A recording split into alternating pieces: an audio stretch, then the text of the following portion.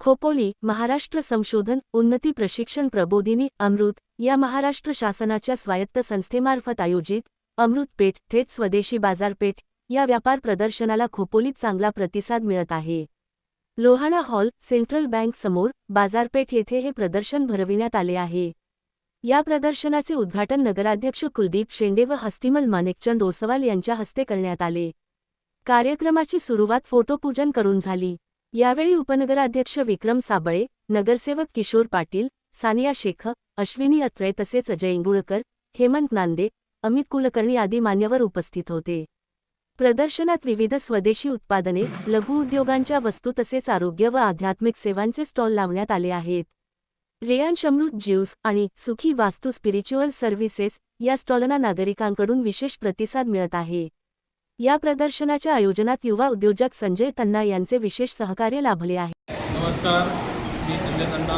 आज आपण खोपोलीमध्ये लोहाणा हॉल येथे अमृत योजनेअंतर्गत अमृतपेठच्या कार्यक्रम आपण इकडे घेतलेला आहे। इकडे आज असंख्य आपले जे उत्पादक आहेत, गृह उद्योगवाले लोक आहेत आपले, किंवा MSMEची लघु उद्योग, MSME स्टार्टअप, तर या सगळ्या लोकांना एक प्लॅटफॉर्म देण्याचं काम आज अमृत योजनेअंतर्गत अमृतपेठ मार्फत इकडे आज लोहाणा हॉलमध्ये मांडण्यात आलेलं आहे।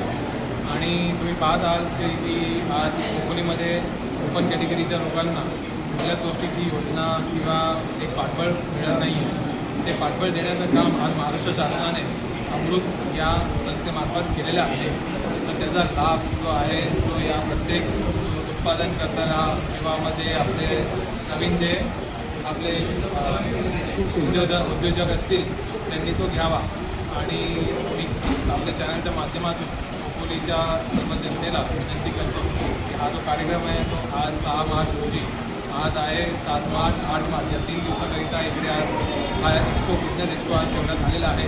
तर सर्वांनी या बिझनेस एक्सपोला भेट द्यावी विनम्र विनंती।